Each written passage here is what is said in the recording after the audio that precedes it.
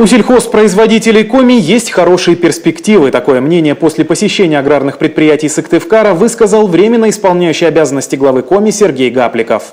Он отметил, что есть вопросы, которые необходимо решать. В любом деле требуются дополнительные инвестиции и модернизация. Но у людей есть уверенность, что предприятия будут работать, их продукция будет востребована, а работники будут получать зарплату. Слово Татьяне Супряткиной. Сыктывкар хлеб встречает гостей свежей выпечкой. Ассортимент продукции впечатляет. Хлеб на любой вкус. От различных булочек до сладостей. Даже тем, кто за фигурой следит, отдельный диетический хлеб здесь пекут. Оборудование постоянно обновляется, чтобы соответствовать всем требованиям и спросу населения, и экономически выгодным расчетам. Я еще раз говорю, то, что применяется современные технологии и новое оборудование, как раз идет на удешевление стоимости продукции, да, и на определенно более длительный срок хранения. Продукция хорошо востребована по всей республике. Сергей Гапликов отмечает, маркетинговая работа выстроена правильно, раз товар и имеет хороший сбыт даже на другие территории. Подобная картина и на Сыктывкарском молзаводе. На сегодняшний день только наше молока где-то примерно, вот сейчас поступает 35 тонн молока. То есть может сутки, да. Ну и кроме этого мы еще принимаем молоко сторонние, то есть из других областей, с Вологодской области. В том году возили с Архангельской области, тут поближе у нас Велигорск, где-то 100-250 километров от них.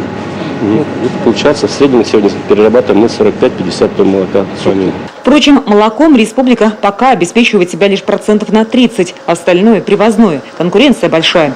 Себестоимость производимого на севере намного выше, чем в южных регионах. Вот и уступает наша продукция в цене той же самой Кировской области.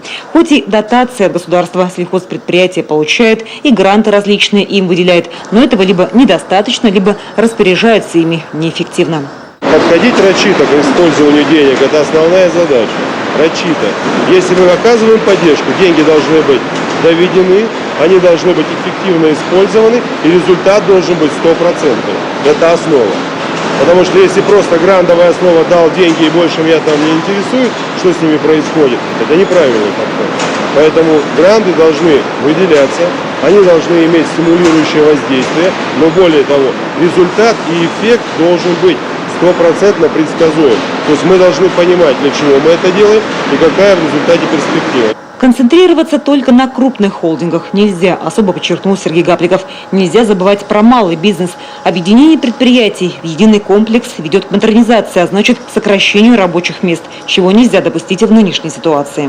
Концентрироваться на крупных холдингах с точки зрения модернизации, это, понятно, ведет к процессу, все-таки, как бы мы не хотели, сокращения рабочих мест, численности, а это не очень есть хорошо с учетом того, когда необходимо, особенно в таких условиях, как наши, вовлекать все больший процесс людей, чтобы ликвидировать отток населения, может быть, по крайней мере, не полностью, но хотя бы стараться, стремиться в этих условиях людям предлагать возможности, и люди, может быть, даже по программе переселения выбирали как раз наши территории, чем уезжали куда-то в другое место. Уже в ближайшее время будет рассмотрен вопрос, в каких районах можно развивать ресурсную базу для местных производителей. Понятно, что речь пойдет о сельских муниципалитетах.